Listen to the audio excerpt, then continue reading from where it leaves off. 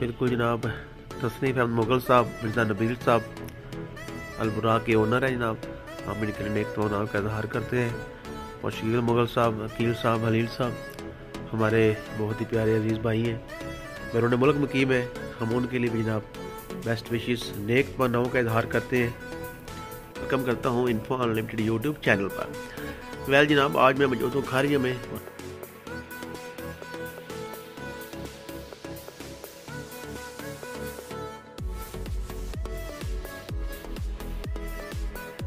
ये उनका ऑफिस है जनाब, ये इनका ऑफिस है जनाब। ये आप ऑफिस के मनाजर मैं आपको दिखाता हूँ। बड़ा ही खूबसूरत ऑफिस है, प्यारा ऑफिस है। तो मैंने सोचा इसकी कवरेज की जाए और आप लोगों ने कमेंट करके बताना ये ऑफिस आपको कैसा लगे। ये देखें जनाब, इसका जो टेबल है ये देखें माशाल्लाह। ये बड़ा, ये जनाब इनका सेटअप है, ये आप देख सकते हैं। इसका कितना प्यारा व्यू है, ये देखें। अल बुराक है जी, ये नाम है जनाब। तो ये देखें, बहुत खूब जनाब। ये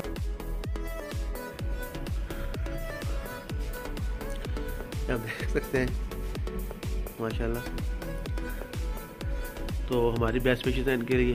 अल्लाह पाक के साथ इनको मज़ीद जो है तरक्की और कामयाबी से नवाजें। कमेंट करके बताएं ये ऑफिस का माहौल आपको कैसा लगा है।